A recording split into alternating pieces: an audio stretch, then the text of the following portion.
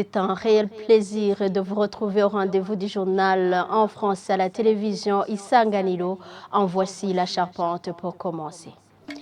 Gabriel Rufsiri, président de l'OLUCOM, salue la mesure gouvernementale de revoir à la baisse le prix du carburant à la pompe conformément au prix du baril au marché international. Il plaide aussi pour la baisse des prix de denrées de première nécessité. Les détails, c'est au cours de ce journal.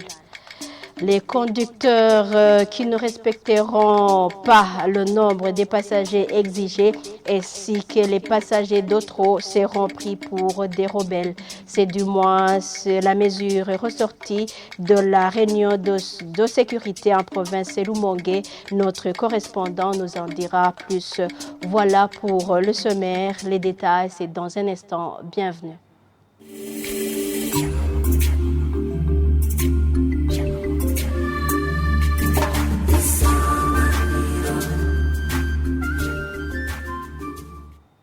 Bienvenue encore une fois, page énergie et mine. Pour commencer, le Burundi va poser sa candidature à l'initiative pour la transparence des industries extractives et mettre en place un régime fiscal et transparent, équitable et compétitif pour tous les investisseurs miniers. Dans un compte rendu du Conseil des ministres de ce lundi, le porte-parole du gouvernement dit que la reprise des négociations des contrats miniers suspendus depuis 2021 figure dans le plan d'action présenté par le ministre de l'Énergie et des Mines en vue de rendre plus rentable ce secteur. Prosper Naogwamiye est porte-parole du gouvernement burundais. Le Burundi dispose d'un potentiel minier considérable non encore exploité qui pourrait être mobilisé pour créer une source importante de revenus et d'emplois. Néanmoins, l'État considère que cette contribution reste en deçà des attentes de la population. Et face à une perception généralisée d'un faible apport du secteur, la décision a été prise en 2021 de suspendre la plupart des contrats miniers dans l'attente des nouveaux codes miniers. Ce dernier a été promulgué en août 2023 et introduit beaucoup d'innovations. Dans le souci de rendre plus rentable le secteur minier, un plan d'action de développement de ce secteur a été élaboré. Ce plan pour le développement du secteur minier s'articule sur les lignes suivantes. Le renforcement des capacités institutionnelles et la réforme institutionnelle de l'administration du secteur minier et géologique. La promotion de la bonne gouvernance et de la transparence dans le secteur minier, avec annonce de la candidature du Burundi à l'initiative pour la transparence des industries extractives. La mise en place d'un régime fiscal transparent, équitable et compétitif pour les investisseurs miniers. Le renforcement de la traçabilité et de la certification des minerais et l'encadrement des activités d'exploitation artisanale. L'intensification des activités de recherche géologique et minière visant la promotion des investissements dans le secteur. L'amélioration de la gestion et de la protection de l'environnement minier. La promotion des compétences, de l'emploi et des achats auprès des entreprises nationales. L'optimisation des retombées économiques minières. Reprise des négociations des contrats miniers suspendus en 2021. Le plan d'action a été adopté avec les observations et les recommandations suivantes. Élaborer le calendrier sous forme de tableau avec des colonnes montrant les actions à mener, la personne responsable et la période d'exécution. Mettre en place une équipe chargée de mener des négociations pour tous les contrats présentant des litiges. L'Observatoire de lutte contre la corruption et les malversations économiques dit avoir bien accueilli la mesure gouvernementale de revoir à la baisse le prix du carburant conformément à la baisse de ses prix sur le marché international.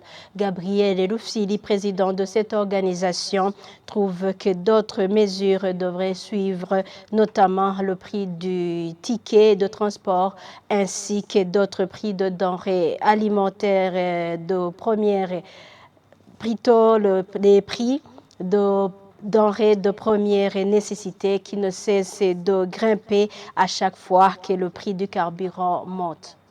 Nous remercions le gouvernement du Burundi d'avoir pensé à revoir à la baisse 200 francs par litre d'essence ou de gasoil, ce qui est vraiment une bonne chose. D'où cette culture de considérer les points de vue du citoyen devait être pérenne parce que, comme vous le savez, on n'était pas habitué à ce genre de décision. D'où nous félicitons le gouvernement d'avoir pensé à cela. Sauf que faut d'un côté que le gouvernement pense à revoir à baisse les prix de certains produits, de certains services, comme le service de transport. Ici, nous savons qu'une fois que le prix à la pompe est revu à la hausse, le gouvernement pense toujours, en collaboration avec les transporteurs, de revoir à la hausse les prix du ticket de transport, que ce soit en ville ou à l'intérieur du pays. D'où ils doivent se concerter encore, donc les transporteurs et le gouvernement, en vue de revoir le prix du ticket de transport. Mais aussi sur d'autres produits. Le gouvernement doit tout faire pour que les autres produits et services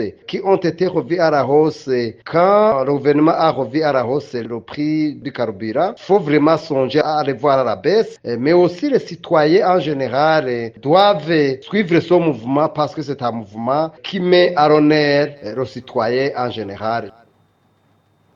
Malgré cela, le carburant, surtout de type mazout, n'est pas servi à la satisfaction des clients sur 5 stations-service visitées sur la chaussée Melchior Ndadaye. Seuls 3 servent de l'essence. Omer Ndouaye au reportage.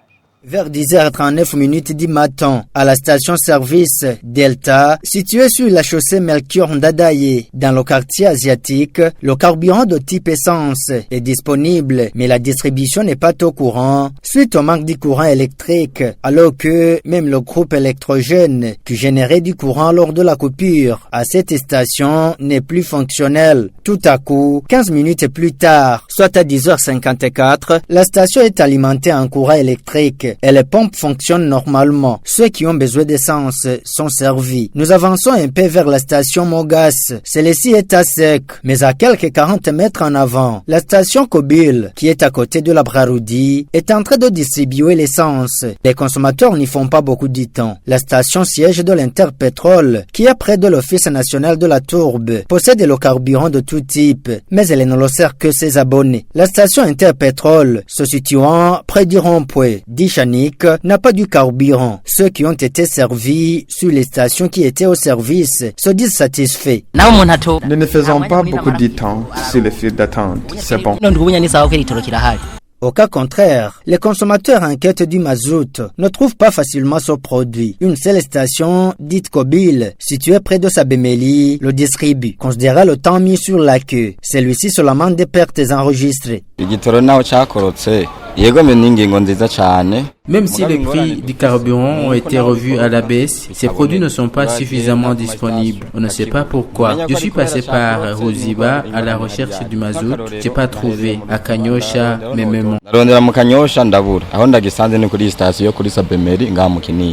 Je viens de le trouver à la station Kobil d'ici à Sabemeli. J'ai mis trop de temps. Les pertes ne peuvent pas manquer.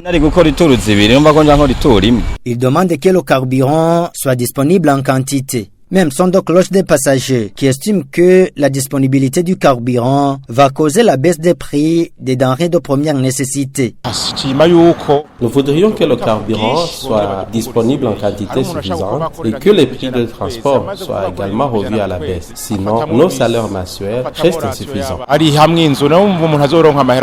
Toutes les stations qui étaient au service distribuaient le carburant au prix récemment fixé par le gouvernement. Rendons-nous à Gitega pour continuer ce journal. L'absence des quotas dans les organes de prise de décision non électif justifie le faible taux de représentativité des femmes au niveau national. D'après les études effectuées par certains consultants, la moyenne nationale s'élève à 19% au lieu de 30% prévu par la Constitution. Cela ressort d'un exposé de Maître Alphonsine Bigirimana lors d'un atelier organisé ce mardi à Gitega par l'organisation BLTP qui encadre les leaders au Burundi. Premièrement, il y a un quota de représentation des femmes qui est prévu dans différentes lois, la Constitution, le Code électoral, la loi communale, la loi sur les partis politiques. Si vous parcourez toutes ces lois, vous allez constater qu'il y a un quota de représentation des femmes et c'est un quota de 30%. Les organes de prise de décision pour lesquels ce quota est prévu, c'est l'Assemblée nationale, c'est le Sénat, c'est le gouvernement. Donc ce sont ces organes-là. Alors, il y a une autre catégorie d'organes de prise de décision qui sont mis en place par voie de nomination. Là, il n'y a pas de quota qui est prévu. Figurez-vous qu'il y a des organes où il peut arriver qu'il n'y ait même pas de femmes, où le taux de représentation est carrément zéro. Si on fait la sommation et on fait la moyenne nationale, c'est là où on obtient le chiffre d'à peu près 19% de représentation des femmes. Donc, on accepte vraiment la parité. C'est quelque chose qui va faire monter de manière exponentielle la représentation des femmes dans les organes de prise de décision. La deuxième chose que je trouve importante plutôt, autre chose, c'est que les femmes elles-mêmes et les hommes soient sensibilisés pour qu'elles se fassent élire au même titre qu'elles se font élire, plutôt qu'elles vont élire. L'autre chose importante qui pourrait être faite, c'est de soutenir, d'appuyer les femmes au niveau économique, parce que l'engagement en politique exige énormément de moyens qui ne sont pas toujours accessibles aux femmes burundaises. Cap sur Rumongue, les conducteurs et les passagers d'auto en province Rumongue vont désormais être poursuivis pour rébellion. C'est l'une des mesures arrêtées dans une réunion de sécurité de ce lundi à Rumongue. Elle intervient après plusieurs réunions rappelant les conducteurs à l'ordre, ce qui n'a pas pu changer grand-chose dans cette province du sud-ouest du Burundi. Jean-Pierre Misago, reportage. La question qui a beaucoup retenu l'attention des participants dans la rubrique sécurité routière a été celle des motos saisies en grand nombre ces derniers temps, même si les mesures prises concernent également les autres véhicules. Pour certains intervenants, saisir uniquement la moto et laisser libre le motard, c'est punir injustement le propriétaire de la dite moto et c'est pour cette raison que le conducteur devrait être également puni. D'autres estiment que la loi en la matière devrait être considérée en cas d'infraction et laisser le motard continuer à prester après acquittement de l'amende infligée. Au regard des réunions tenues à ce sujet, sans arriver à inverser la tendance, les participants dans cette réunion de sécurité provinciale à Rumongue ont décidé que désormais, et le conducteur et le passager de trop seront traduits en justice dans un procès de flagrance pour rébellion et complicité dans la rébellion. Quant aux propriétaires des engins, ils doivent chercher tous les documents nécessaires et confier leurs véhicules à des conducteurs dotés de permis de conduire. S'agissant des cyclistes, il leur est interdit de prester au-delà de 18 heures. À 14 heures de ce lundi, 36 motos étaient encore saisies au commissariat de Rumongue pour diverses infractions, dont le mauvais chargement. Merci à toi Jean-Pierre Misago pour ton reportage et c'est ici que nous arrivons au bon port de ce journal. Merci de l'avoir suivi. Au revoir et bonne suite de nos programmes.